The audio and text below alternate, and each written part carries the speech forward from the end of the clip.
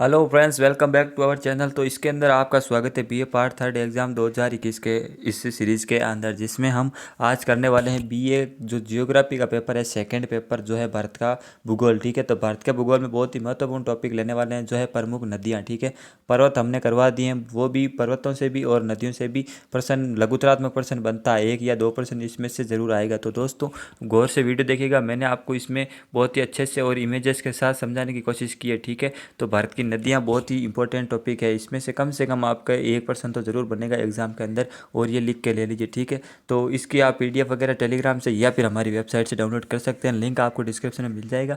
और जो भी आपका सब्जेक्ट है जियोग्राफी, उसका पूरा पूरा सिलेबस हमने करवा रखा है, और बहुत ही मोस्ट क्वेश्चन है वो हम आगे और भी करवाने वाले हैं। ठीक है, तो आपके पेपर तक इस चैनल को सब्सक्राइब आप कर सकते हैं, बाकी आपकी मर्जी। तो चलिए आज के वीडियो को हम शुरू करते हैं। तो भारत की जो नदियाँ हैं जो आपके बीए थर्ड ईयर एग्जाम के लिए इंपॉर्टेंट है, ठीक है, उन्हीं नदियों को पढ़ने वाले हैं, सारी नदियों को नहीं पढ़ने वाले हैं। तो प्रश्न स्टार्ट करते हैं कि दक्षिणी भारत की नदियों की क्या विशेषताएं हैं। ठीक है, प्रश्न तो कैसे भी पूछा जा सकता है, तो आपको सबसे पहले इसकी विशेषताएं देख लेनी है दक्षिणी भारत की। तो दक्षिणी भारत की नदियों की जो नदियां हैं, अनुगामी अपवाह का उदाहरण है, अनुगामी अपवाह का। ठीक है, और दूसरी विशेषताएं कि अधिकांश नदियां अपनी घाटियों का गहराई में अपर्दन कर आधार तल को प्राप्त कर चुकी है, तथापि इनकी घाटियां चौड़ी व उथली है। इसका मतलब ये हुआ कि जो दक्षिण भारत की नदियां हैं, उनकी जो घाटियां हैं, मतलब वो ज़्यादा से ज़्यादा गहराई में जा चुकी है। वो इससे ज़्यादा गहरी नहीं होती। मान लीजिए कि ये नदी इतनी गहरी हो चुकी है, मान लो 10 फीट हो चुकी है, तो ये 10 फीट पर ही नदी अब बहती है। अब इससे ज़्यादा वो गहरी नहीं हो पाती, क्योंकि इसने अपना आधार तल प्राप्त कर लिया है।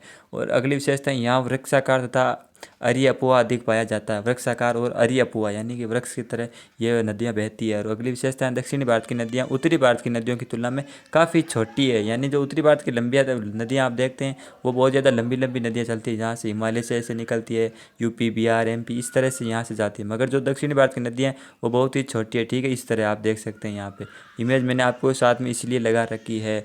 फिर अगला जो विशेषता इसकी देख रहे हैं आप, कि दक्षिणी भारत की नदियाँ कठोर चट्टानी धरातल पर प्रवाहित होती है। वर्षा काल में ये धरातल जल को सोख नहीं पाता, अतएव बाढ़ की विकट समस्या उत्पन्न होती है।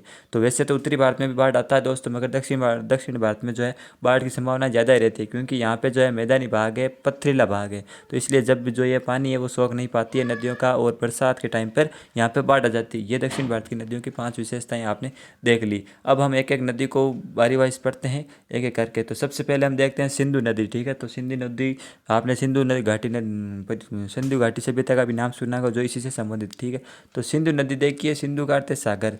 बाढ़ के समय ये नदी सागर जैसी विशाल हो जाती है, क्योंकि बहुत ही बड़ी विशाल नदी है और इसके अंदर बहुत सारी नदियों का पानी मिलता है। देखिए यहाँ पे इमेज देखिए, ये सिंधु जो नदी दिख रहे हैं आपको, यहाँ पे देखिए ये इंडस यानी सिंधु नदी। ठीक है, ये नदी है जो सिंधु नदी है। अब इसके अंदर देखिए कितनी नदियाँ मिलती है। यहाँ पे ये झेलम नदी इसके अंदर मिलती है, चेनाब डायरेक्ट नहीं मिलती, ये इसकी सहायक नदियाँ हैं। तो झेलम, चेनाब और सतलज, यहाँ पे 3 बड़ी बड़ी नदियाँ हैं जो यहाँ पे मिलती है सिंधु नदी के अंदर। तो इसलिए ये सागर जैसा विशाल रूप धारण कर लेती है। इमेज आपको समझने में काफ़ी दिक्कत हो और आप भूलो नहीं, इसलिए मैंने इमेज लगा रखी है। आगे देखते हैं, कैलाश शिखर के उत्तरी भाग से सिंह खंबाब और दक्षिण से गर्तंगचू नदियां आकर इसमें मिलती है। इस महानदी को अलिंग, कांगड़ी, तिस्वी मीर, गसेर ब्रह्म, मसेर ब्रह्म, केंटू, रक्कापोशी, नंगा पर्वत आदि शिखरों से हिम नदियों का जल प्राप्त होता है। यानी कि ये छोटी बड़ी नदियां हैं, पता नहीं लोकल लैंग्वेज में होगी कोई, तो इनकी जो है नदियां ये छोटी छोटी और भी है लोकल नदियां, जिनका पानी इसमें मिल जाता है, इसलिए ये सागर जैसी विशाल नदी हो जाती है। अब आगे देखिए कि सिंधु नदी लद्दाख श्रेणी के उत्तरी भाग में लगभग 30 किलोमीटर बहने के बाद श्रेणी को छांगड़ा स्थान पर पार करती है, एवं दक्षिणी भाग में लगभग 400 किलोमीटर तक प्रवाहित होकर स्काई के समीप लद्दाख श्रेणी को पुनः काटती है। नाग पर्वत का चक्कर लगाकर दक्षिण पश्चिम की ओर मुड़कर यह नदी हजारा प्रदेश को पार करके पंजाब में उतरती है। ठीक है, ये नदी जैसे आप देखिए लद्दाख, ये वैसे तो यहाँ से नेपाल की साइड से आती है ये नदी, हिमालय से उद्गम होता है इसका, मगर ये नेपाल से आती है इंडिया के अंदर, यहाँ से लद्दाख में आती है ये। अब लद्दाख में यहाँ पे इस तरफ से आती हुई फिर से ये लद्दाख को क्रॉस करती हुई फिर से यहाँ से पंजाब की तरफ, ऐसे इस्लामाबाद की तरफ यहाँ पर चली जाती है। ठीक है, पंजाब में नहीं, इस्लामाबाद की तरफ पाकिस्तान में ये नदी चली जाती है, और पाकिस्तान से फिर ये यहाँ पे अरब सागर के अंदर गिर जाती है। ठीक है, तो ये तो थी ये नदी सिंधु नदी। अब इसकी सहायक नदियाँ भी आप लिख सकते हैं चाहे तो, जैसे झेलम, चिनाब, रावी, व्यास, सतलज, ये बड़ी बड़ी नदियाँ हैं। ठीक है, अब आप मुझे कमेंट में ये बताना कि जो इंदिरा गांधी जो परियोजना है वो किस नदी पर बनी हुई है। ठीक है, तो अब हम देखते हैं चेनाब नदी, ये भी इंपॉर्टेंट प्रश्न बनता है इसका भी। तो चेनाब नदी सबसे पहले मैं आपको मैप पर दिखा देता हूँ कि कहाँ पर है। ठीक है, ये भारत का उत्तरी भारत का मैप मैंने केवल नदियों के सेंस में लिया है। तो यहाँ पे आप देख रहे होंगे जो सिंधु नदी मैंने अभी आपको अभी बताई, जैसे ये सिंधु नदी इस प्रकार यहाँ से आती हुई लद्दाख से फिर यहाँ पे पाकिस्तान में चली जाती है और बाद के अंदर अरब सागर के अंदर चली जाती है। ये तो सिंधु नदी है। अब जो मैं आपको चेनाब नदी बता रहा हूँ, ये देखिए यहाँ से यानी नेपाल के आसपास है ये नदी चेनाब नदी, इसका उद्गम होता है और यहाँ से ये ऐसे जम्मू कश्मीर में प्रवेश होती है। सॉरी, ये नदी जो है जम्मू कश्मीर में ही रहती है। तो जम्मू कश्मीर, फिर देखिए यहाँ पे जम्मू कश्मीर से इसका उद्गम होता हुआ जम्मू से ये फिर पाकिस्तान में इस तरह चली जाती है। और ये चेनाब और इस ये चेनाब है जो झेलम, यहाँ पे ऊपर वाली झेलम, नीचे रावी और सतलज तो अलग रहती है, मगर यहाँ पे देखिए ये दो नदियाँ इसमें मिलती है। और ये जो चेनाब नदी है वो आगे जाकर इस सिंधु नदी में मिल जाती है। तो आप समझ रहे होंगे कि चेनाब नदी कहाँ है। ये देखिए जो मैं मार्किंग कर रहा हूँ, ये चेनाब नदी है। ठीक है, तो ये चेनाब नदी, अब इसकी थोड़ी थ्योरी पढ़ लेते हैं। तो लाहौल में बड़ा लाला दर्रे की विपरीत दिशा में चंदा तथा भागा नामक नदियों के रूप में हिमनदों से निकलती है। ये दोनों धाराएं टोडी नामक स्थान पर मिलती है। यह महान हिमालय व पीर पंजाल श्रेणी के मध्य व हिमाचल के चंबा जिले में उत्तर पश्चिम की तरफ प्रवाहित होती है।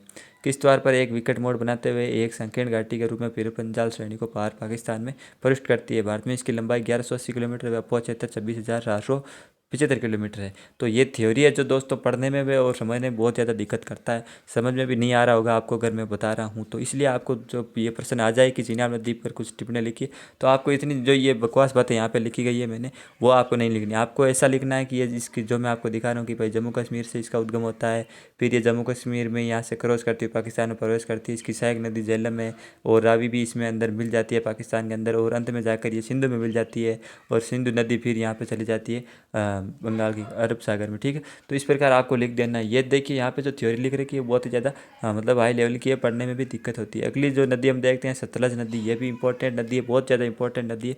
तो सबसे पहले हम सतलज नदी की मैपिंग देख लेते हैं कि आखिरकार सतलज नदी कहाँ है। तो देखिए यहाँ पे देखिए जो सिंधु नदी है वो इसकी सहायक नदी है सतलज नदी। ये सिंधु नदी यहाँ पे आपको दिख रही होगी, ये सिंधु नदी। अब सिंधु नदी की तो सतलज नदी यहाँ पे सिंधु नदी की सहायक नदी है और ये इस प्रकार से देखिए यहाँ पे जो मार्किंग मैं कर रहा हूँ वो सतलज नदी है। ठीक है, इस प्रकार यहाँ पे ये सतलज नदी का पर्वत क्षेत्र है। तो अब इसका थ्योरी देखते हैं कि इसका उद्गम है जो कैलाश श्रेणी के दक्षिण ढाल पर स्थित मानसरोवर झील जो नेपाल में है उसके समीप राक्षस ताल से होता है सतलज नदी का, और उद्गम से शिवकिर स्थान पर तक ये उत्तर पश्चिम दिशा में आगे दक्षिण की ओर प्रवाहित होती है। अब तिब्बत में इसकी घाटी अत्यंत संकरी एवं 5 व खड़े ढाल युक्त है। सतलज नदी जास्कर श्रेणी की शिवका स्थान पर काटकर भारत में प्रविष्ट होती है और हिमाचल प्रदेश में खाब नामक स्थान के समीप स्पीति नदी में इसका संगम होता है। सतलज के संकरे गड्ढे 900 मीटर से अधिक गहरे हैं। भारत में इसकी लंबाई 1050 किलोमीटर तथा अफवाह क्षेत्र 24,000 किलोमीटर में विस्तृत है। ठीक है, तो ये सतलज नदी है। तो सतलज नदी आप समझ गए होंगे कि कहाँ पर है। ये इसकी सिंधु नदी की सहायक है और रावी और झेलम ये चेनाब जो नदियाँ हैं वो इसी के अंदर मिलती है या फिर ये उनके अंदर मिलती है, एक ही बात है। फिर आगे देखते हैं अगली नदी यमुना नदी, ये भी इम्पोर्टेंट है। तो यमुना नदी सबसे पहले हम मैप में देख लेते हैं कि यमुना नदी कहाँ पर है। ये देखिए यहाँ पे मैप, ये मैंने केवल और केवल यमुना नदी का लिया है जो यहाँ से स्टार्ट होती है। यमुना नदी हिमालय यहाँ से स्टार्ट होती है इस तरफ जाती है और इसकी 3 सहायक नदियाँ, एक तो चंबल नदी जो राजस्थान की सबसे बड़ी नदी है वो यमुना की सहायक है, और फिर ये बेलच नदी और ये कैन नदी। ठीक है, और यमुना फिर अंत में जाकर गंगा में मिल जाती है। ठीक है, तो यमुना नदी आखिरकार गंगा की सहायक नदी है। तो देखिए यह गंगा नदी क्रम की सबसे महत्वपूर्ण नदी है। इसका उद्गम बंदरपूंछ के पश्चिमी ढाल पर यमुनोत्री हिमनद से होता है। पर्वतीय यात्रा के दौरान उत्तर की ओर टोंस नदी इसमें मिलती है और आगे लघु हिमालय श्रेणी को काटकर इस मैदान में उतरती है तथा एक वृत्त चाप बनाते हुए प्रयागराज में गंगा में मिलती है। इटावा के नीचे दक्षिण पश्चिम दिशा में इसमें चंबल व काली सिंध, हमीरपुर के समीप बेतलवा, प्रयाग के समीप के नदियाँ मिलती है। यमुना की लंबाई 1384 किलोमीटर है। ठीक है, 1384 किलोमीटर यमुना की जो लंबाई है, और ये चंबल नदी जो राजस्थान की है वो यहाँ से धौलपुर वगैरह में मिलती है, धौलपुर से आकर। ठीक है, तो इसके बाद आगे देखते हैं कि चंबल नदी है जो राजस्थान की सबसे बड़ी नदी है और यमुना की सहायक नदी है। ठीक है, तो चंबल नदी सबसे पहले मैप में समझ लेते हैं कि कहाँ पर है। तो चंबल नदी है जो मध्य प्रदेश, यहाँ पे मध्य प्रदेश है इस साइड, तो मध्य प्रदेश की जो जानापाव पहाड़ियाँ वहाँ से इसका उद्गम होता है और ये राजस्थान में चित्तौड़गढ़ में प्रवेश करती है। अब चित्तौड़गढ़ यहाँ पे चित्तौड़गढ़ है इस साइड, ये प्रवेश करते ही चित्तौड़गढ़ के बाद ये कोटा से थोड़ी सीमा पर फिर बूंदी से सवाई माधोपुर और करौली और धौलपुर, ठीक है। इसी यहाँ पे सीमा बॉर्डर पर चलती हुई ये फिर वापस यूपी में चली जाती है और यमुना में मिल जाती है। तो ये चंबल नदी है, ठीक है। अब देखिए चंबल नदी जो है मध्य प्रदेश की मऊ जो वहाँ पर जाना पाव की पहाड़ियाँ वहाँ से निकलती है, बूंदी, कोटा, धौलपुर, चित्तौड़गढ़ जिलों में बहकर ये इटावा से लगभग 40 किलोमीटर पूर्व यमुना में मिल जाती है। काली सिंध, सिप्ता, पार्वती, बनास इसकी प्रमुख सहायक नदियाँ हैं।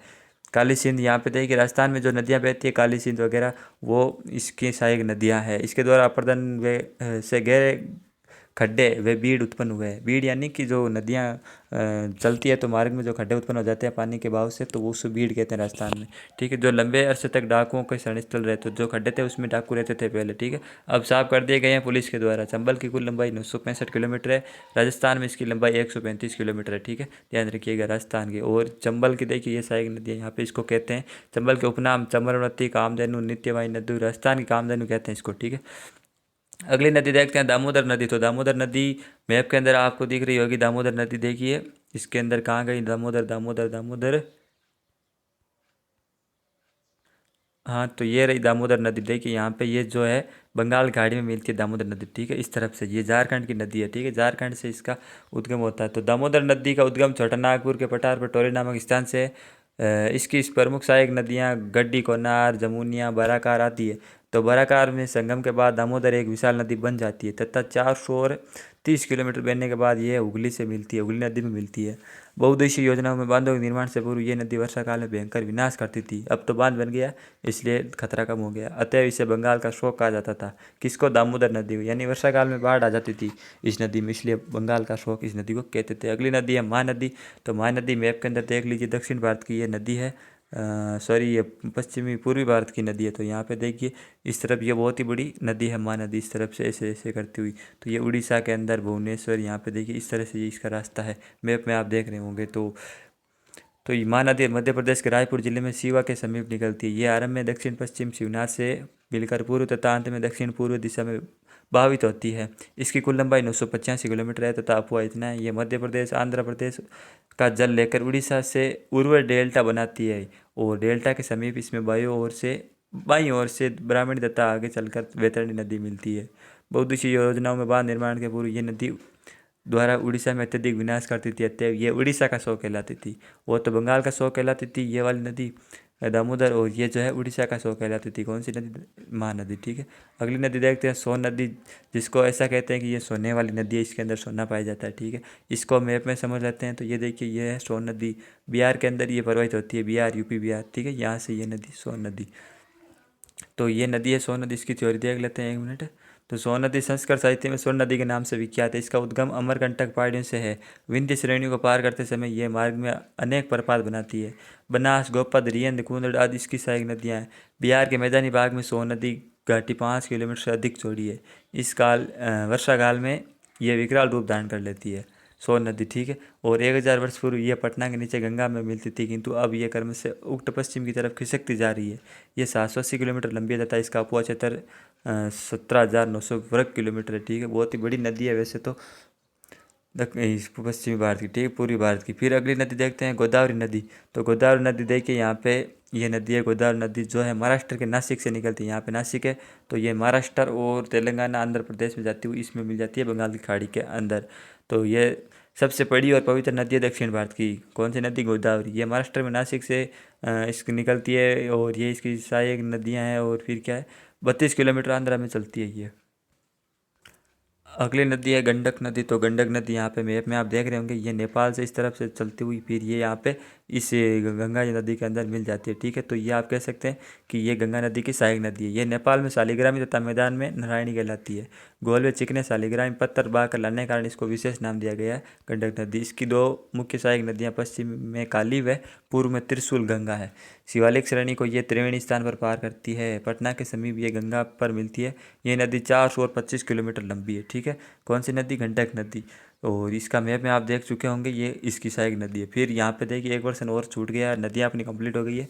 तो यह है मानसूनी वर्षा की विशेषताएं, ठीक है। मानसून में जो वर्षा होती है उसकी क्या विशेषताएं? प्रश्न बनता है। तो ग्रीष्म काल दक्षिणी पश्चिम मानसून से देश की कुल वर्षा का प्रतिशत प्राप्त होता है। और भारतीय वर्षा अनिश्चित है, कभी तो ये ग्रीष्म ऋतु में आरंभ होती है और कभी कई सप्ताह की देरी से हो जाती है। और अगली विशेषता, भारतीय वर्षा पर्वतीय या उच्चावत से प्रभावित है। ठीक है। फिर अगली विशेषता, भारत में वर्षा का वितरण समान नहीं है, कहीं पर अधिक होता है कहीं पर कम होता है। ठीक है। और अगला विशेषता है कि भारत की अधिकांश वर्षा मूसलाधार तथा 250 सेमी से भी कम होती है। ठीक है। जो औसत वर्षा होती है वो लगभग 80 मिलीमीटर के आसपास या सेमीमीटर के आसपास होती है पूरे भारत के अंदर वर्षा। तो ये पश्चिमी मानसूनी वर्षा की विशेषता हो गई। और उम्मीद है आपको वीडियो पसंद आया होगा। तो इसकी PDF आप डाउनलोड कर लेना। मिलते हैं फिर। Best of luck. जय हिंद, जय भारत।